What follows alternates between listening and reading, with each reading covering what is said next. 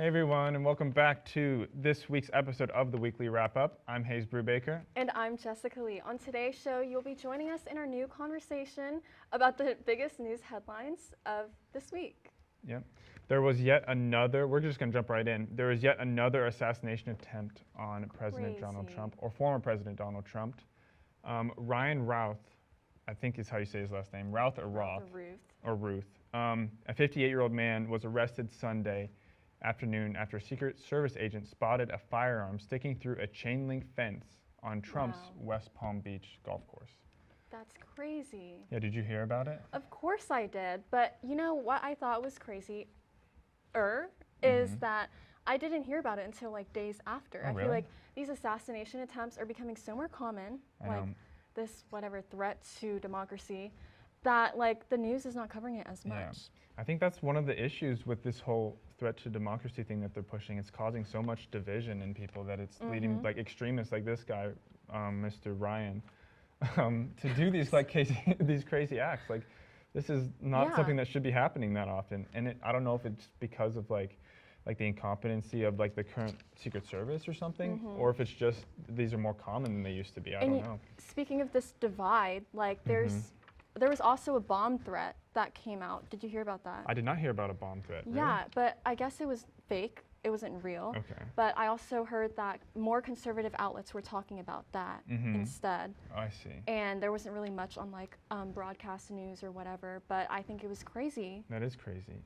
Yeah. My question is specifically about this event, like, or about Trump playing golf. Why did they not like do like a security perimeter check before he went out? Like they were doing it as he was golfing. Especially after this first assassination. I know. I thought they would have like tripled their security, but I guess not. I don't know.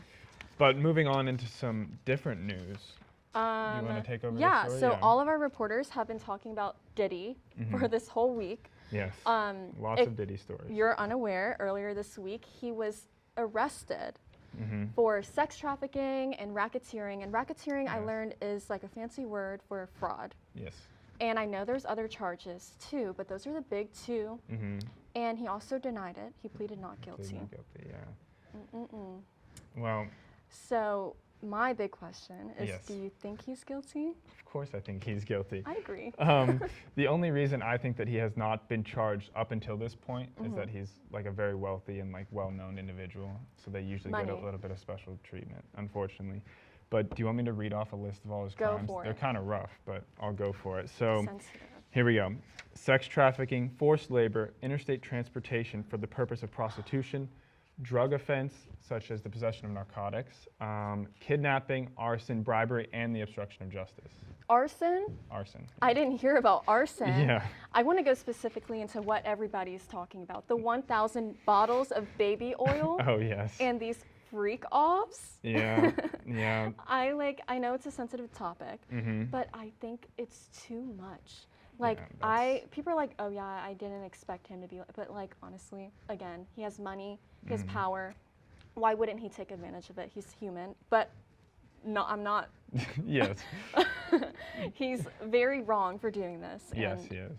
Just and abusing people. I think another reason why he didn't get like charged earlier is he had a lot of blackmail via like videotapes and stuff of like these events with people so that they wouldn't talk and things like that. So it's just a whole thing, and it's just a bad situation. But I think he's arrested now, so he's gotten charged, and he like with no bail, right? Correct, if I'm not mistaken. No bail. He has been denied bail like two times now. Okay, so I guess they have another hearing coming up. Okay, so I guess we'll cover back, or somebody at Inside Swoop will give us an update eventually. Yeah, so make sure you tune in to Inside Swoop if you want to stay updated on this case. That's a good plug right there. That was good. In other world news, though, this past weekend, 6 British diplomats were expelled from the British embassy in Russia. The reason for this like expelling of these diplomats was Russia claims that they were spies, and the UK responded and said that there was nothing to back up these claims, that they just got rid of them for no reason. Russia's a shady girl. Russia is quite shady. I think this is another thing of like power. She's on a power trip. And if I had that much power, I would be kicking people out of my country. Yeah. Like what? I mean, especially if they're causing like issues for some reason, like, and like finding a reason to have them kicked out is not like out of the realm of possibilities, I think. You could just claim anything with money. All right, we do have another update. We're moving on to our next story here. So the billionaire story that we covered last week, in case anybody missed it, there's a tech billionaire named Jared Isaacman, was a part of a team with SpaceX, and they did a private spacewalk up in space, the first ever private spacewalk. And the news is he's back. Like, they landed safely in the Gulf of Mexico, and I believe we have a picture, So that was the splashdown. They landed in the middle of the night, and they were all good. It was a good story, so not too much like it's just a little update. News. Just a little update. How do you feel about the moon? I would literally love to go to the moon. If I had money, again, money, then I would go on private spacewalks every single week. Hey, if you keep up this journalism thing and you become a mainstream reporter, maybe they'll bring you to the first like moon base or something. I'll be the first to report news on the moon. Live on the moon. I would definitely go as well. That's good. The moon's really cool. The moon's really cool. Speaking of the moon. On Tuesday, there was a supermoon and partial lunar eclipse. There was. The moon was huge. People from all over North and South America were able to see this beautiful, big moon. Yes. And so, facts about the lunar eclipse. It happens when the Earth passes between the sun and the moon. Exactly. And because the moon would be so close, it was very huge. Did you get any pictures? I unfortunately did not get any pictures. Oh, I was on the drive home when it was at its biggest. Yes, it was just a normal sized moon when I got home.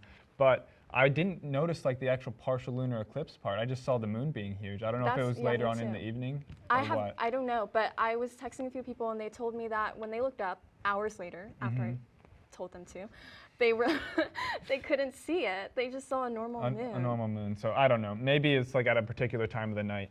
But anyway, the moon was huge. I wish I had taken a picture, but what sucks is when I try to take pictures of the moon, it just looks like a big blob. Yeah, that's how it goes, especially if you're taking it with like a phone or whatnot. Yeah. But I think, we want to wrap it up. Let's wrap it up. That's all we have for today.